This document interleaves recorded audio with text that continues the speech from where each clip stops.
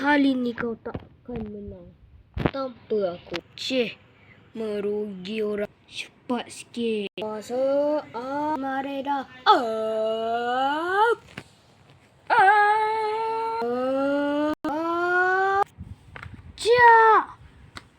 Cia. Mana Aci? Aci, kau pakai roket. Aku pakai rem. Memangnya kau tu asyik menang je. 3 power ni. Jom baling dah dulu. Aku dulu. Harap-harap boleh. Attack kau. Sorry broski. Nyawa kau tinggal 3-4-0. Sakit. Tak ada guna je lagi. Kau tinggal 2-5-0 aku rasa. Okay. Aku pula. Harap tak pakai.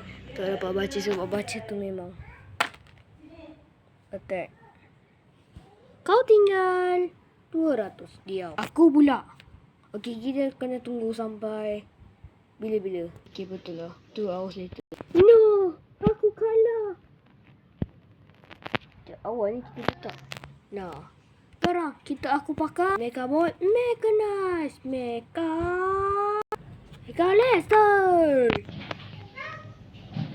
Kau stupid ke apa? Sorry. Yelah, aku pakai yang lagi hebat. Pengawal. Mama. Okay. Kau main dengan aku. Get you bitches.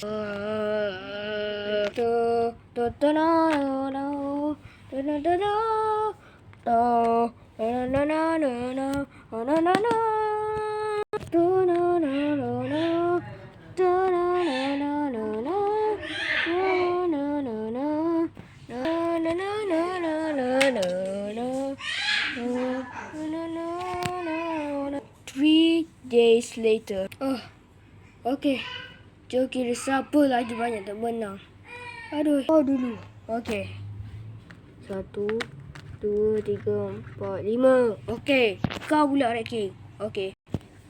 1, mesti banyak pun.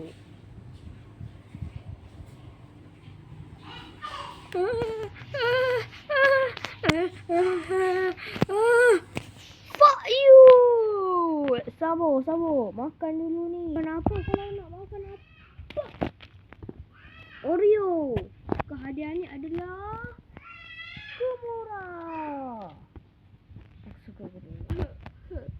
Aku cuba dapatkan arena ni. Memang baik kita main kat Uno je. Nah.